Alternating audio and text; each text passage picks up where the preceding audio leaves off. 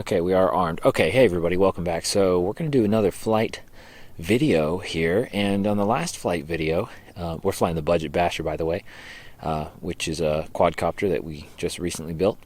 In the last video, I was saying how I want to do tutorial videos and stuff, but I really don't know where to start in terms of, what stuff do you learn first when you're learning how to fly.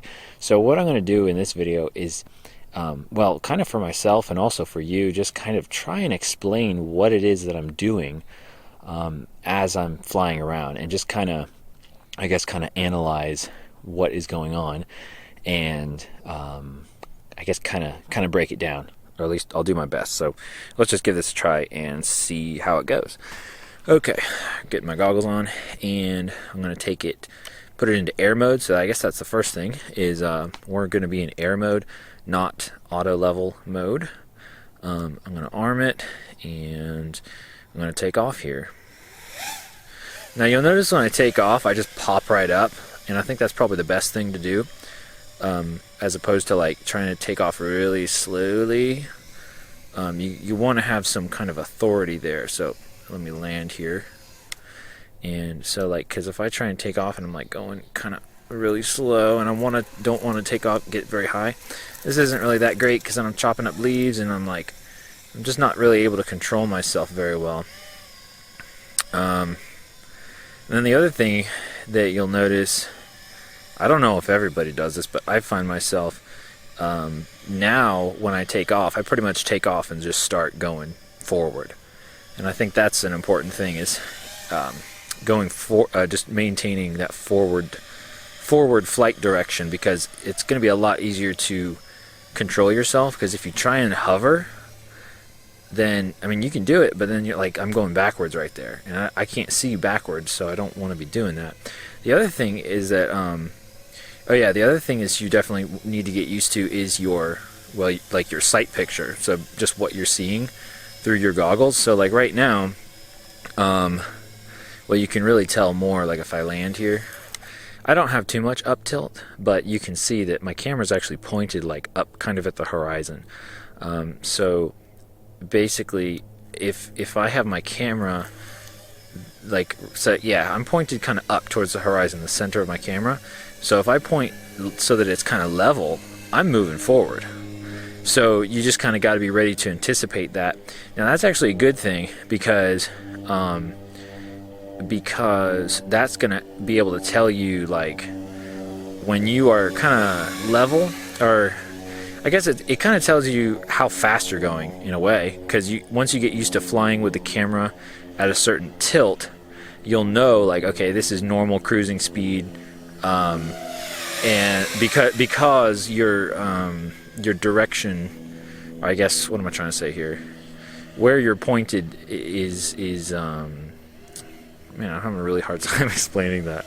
Your camera looks like the normal look for your camera. So how it would look, where you're not pointed up and you're not pointed down, that's kind of your normal flight speed. Okay, so say if I try to go really fast, I have to point the camera down, and that's not good, because then I can't see where I'm going. And likewise, if I point the camera like up or really high up, I'm going to be going backwards, and I don't want to do that either. What else? Oh yeah, turns. So with turns, I don't know if you can see this too well on the sticks, but I'm turning both sticks, moving both sticks, and that's going to give you what's called a coordinated turn, for the most part, And you don't always want to do a coordinated turn necessarily, like especially if you're doing acro stuff, but that is it's going to be much better, and it's going to, like, you'll know that you're turning properly if it like looks good and feels good. So one thing you might be doing if you're just getting started is, like, you're moving forward and you're like, okay, but then you want to turn, so like you try and turn like one stick at a time, and that doesn't work out well, because either you roll and then you're going that way and you're like, oh no, and then you probably overcorrect and then end up flipping over. And that's probably the worst thing you can do, is just trying to turn on the roll. And then the other thing would be, by the way, I know this looks like crap because of the sunlight, but we're just going to deal with it. The other thing would be if you just try and turn using like the yaw stick, you just end up, you're just basically rotating the quadcopter and not actually changing the direction of flight at all. So you can do some pretty cool tricks like that, and it looks pretty neat, but it's not so good if you're actually trying to control the quadcopter. So I'm going to, turn by turning with my right stick and my left stick, and you get some nice coordinated turn like that. What else? Throttle management is everything. The throttle is your friend, so get to know the throttle. Now you'll notice I really am not moving. When I'm just cruising around like this, I don't move the throttle a whole lot, but I am maintaining, I'm making small adjustments to maintain a certain altitude, or however high I want to be. So big thing about your throttle, and well, really all of your both sticks in general, is you don't want to make big corrections. So I could leave this like this, and I'm pretty much just chilling. I'm kind of moving because of the wind, and also just because of because I'm not perfectly level. But you don't want to be, going up and down, and oh no, I'm too low, now I'm too high, and then oh gosh, and then you're like bopping around. That's not good. So try and find that happy spot, and that's why I definitely encourage you to do a lot of line of sight flying, just like hovering, and then of course also simulator time is great as well, and tiny whoops and stuff like that. So that's a big thing. Your throttle, definitely huge. The other thing I'm testing out right now is I soft mounted these motors because before they were hard mounted, and I don't think I can really tell the difference, but I'll bet I could if I had a GoPro on here. And that was my main reason for soft mounting, was to get rid of some jello. So I'll have to get a mount and try that out. So hopefully get some nice smooth footage.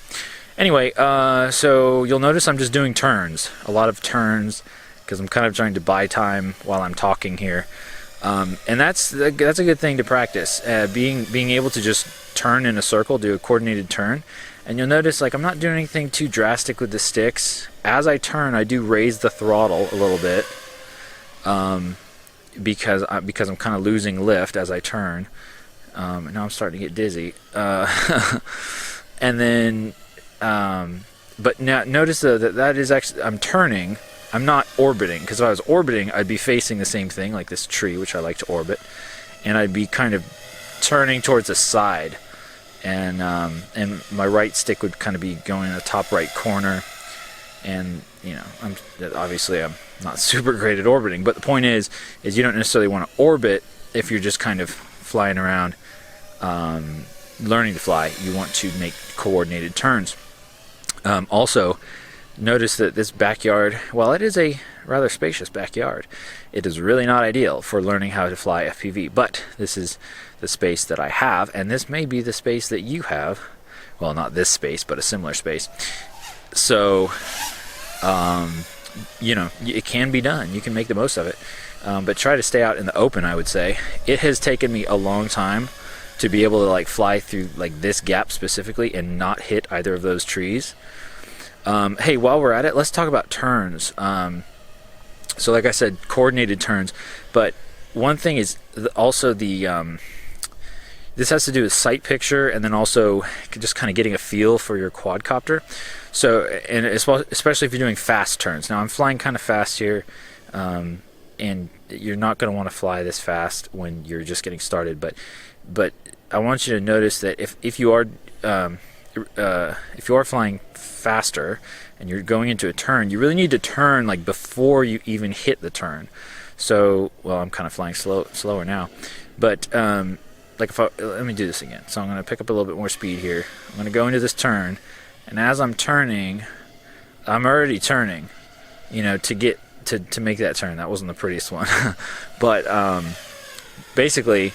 That's something, like if you watch racers, you'll see that like they'll start turning really fast to just go around those, make those turns kind of tight and as short as possible.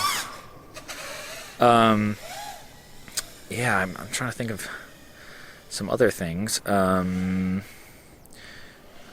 will notice that my left pointer finger is on the disarm switch, and that's just kind of where I keep it. I've never accidentally disarmed.